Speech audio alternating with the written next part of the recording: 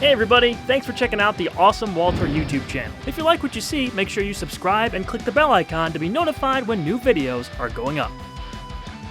Hey guys, so I got to see an early screening of John Wick Chapter 3 Parabellum. I think that's the full title. John Wick is a trilogy now. This is the most unlikely trilogy that may have ever been.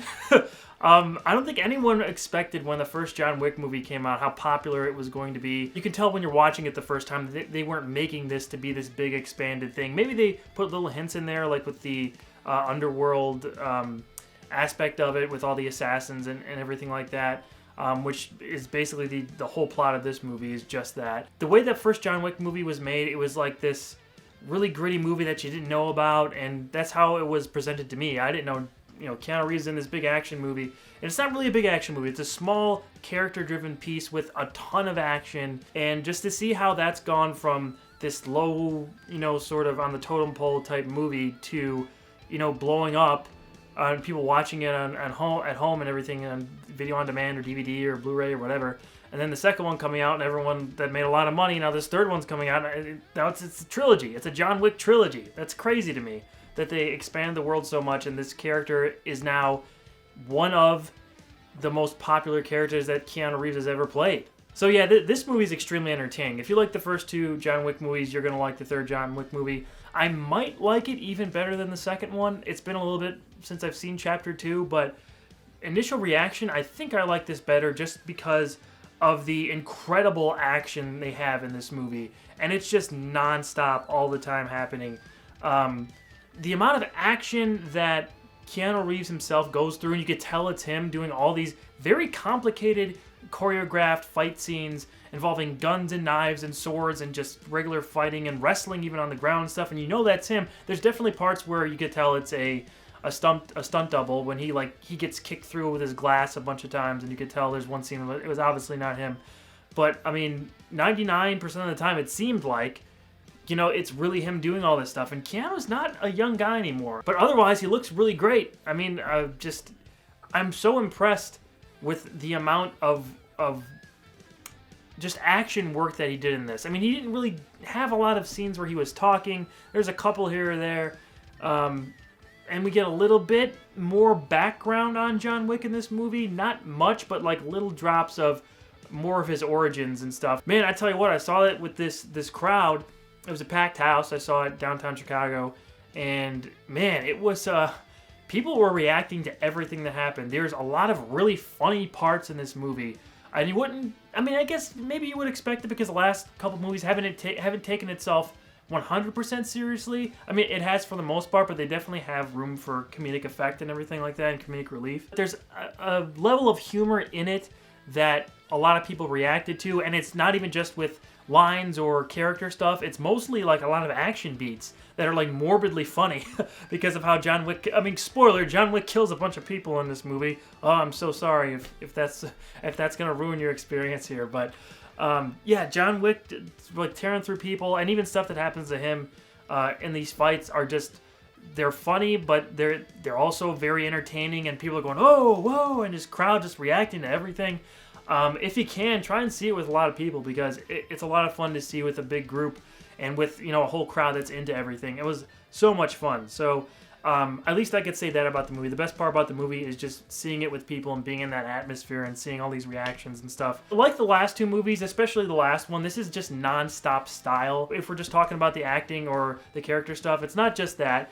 We could talk about the cinematography and just how things look and the lighting, which carries over from the last couple movies, but especially gorgeous in this, where a few set pieces, there's this big glass room at the Continental that we see, and there's reflections and stuff playing off, and you don't know where someone is a couple times. I thought that was very clever, and it made for some really, really well done action scenes when you add that gimmick sort of in there.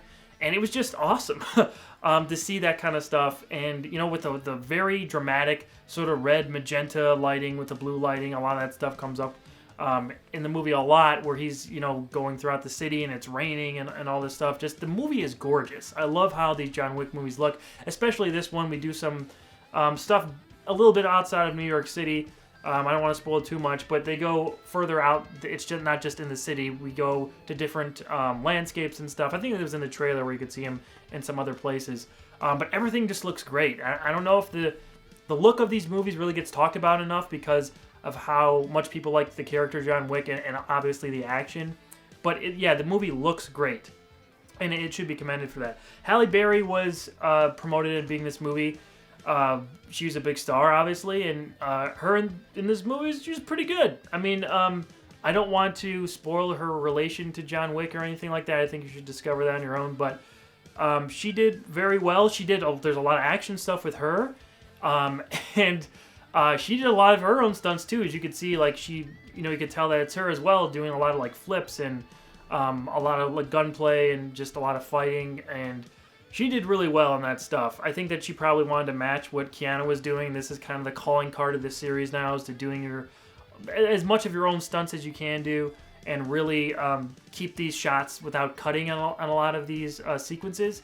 And she really did well at keeping that believability going. So she was really good in the movie. Lawrence Fishburne, and I don't remember if he was this over the top in Chapter 2, but man, he is way over the top in this third movie. I don't think he's in it quite as much as he was in the second one, but he is just, every time he's on screen, he's just chewing up the scenery and like maniacally laughing, and it's ridiculous. It's done well. I mean, it's like, it fits in the universe and everything, but it just kind of was like, man, he's really getting into this. There was another character in here, I can't remember the name of the actor, should have looked it up, who has been in a lot of stuff that I've seen, and he does like some incredible fight scenes with Keanu in this movie, and his character has got a very unique angle on him, where I really enjoyed his banter back and forth with Keanu in this movie with John Wick. It's kind of blending that humor with this very graphic fighting and bloody action in this movie, and he's kind of the embodiment of all that, and I loved him in this movie. This guy was great. He was kind of the lead guy trying to take out John Wick in this movie. And yeah, he was awesome. I didn't think we needed more of him or anything. I think he was in there just the right amount. But yeah, he was great. He was really a really good addition to the series for sure.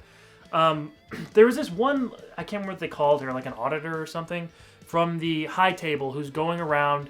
This isn't really a spoiler. She is going to sort of investigate what happened with John Wick and finding out who helped him and stuff. And she's, a representative of the High Table, which is this, that's the name, I think, of the Underground Assassins League or whatever, that runs everything. So she's going around trying to figure out what happened with this and sort of investigating like all these different people and how they helped John Wick and why they helped John Wick and why they didn't kill him. She was the only person that really stuck out that I didn't like. There's something just false about that performance. Everyone else, like Ian McShane, is just effortless in his performance again as Winston, and even the guy at the front of the Continental, the guy with the glasses, he gets a lot of great moments in this movie too. It was cool to see him do some different stuff besides just sitting behind a desk. Like I said earlier, we do get a little bit more of John Wick's character, a little bit more into his background, and kind of finding out why he wants to stay alive. Because, his wife's dead. Why does he really want to be around anymore? Why is he fighting so hard to stay alive? He's not fighting for anyone in particular. So we get to see a little bit of a deeper thought process from him. And it's an okay reason. I mean, it's kind of just, he's doing it for this reason. All right. The motivation there is kind of muddled. But I don't know. I just could have used more stuff with him. I think they're never going to top the first John Wick movie because they did all the setup in that movie, and since this is happening back to back to back, we're still kind of playing off of what happened before. I was kind of hoping that this would be a years later thing where John Wick's been in hiding for so many years and then somebody finds him out and then he has to run off again. But they didn't do that. This is happening directly after the second one. So I just really could have used a little bit more of his maybe building a little bit more of a different character direction for him. Not too much, because you don't want to change the character too much, but something, just add a little flair in there, a little twist on his character, maybe a little bit deeper dive into his psyche, or give me one big, good talking scene or something. And we didn't really get that. It was just kind of very, like I said earlier, very quick dialogue scenes that went right back into the great action stuff. And like I said, the action's great. People are expecting that, and they get that in John Wick 3. And, you know, I just think maybe if they're going to do another one, I don't know.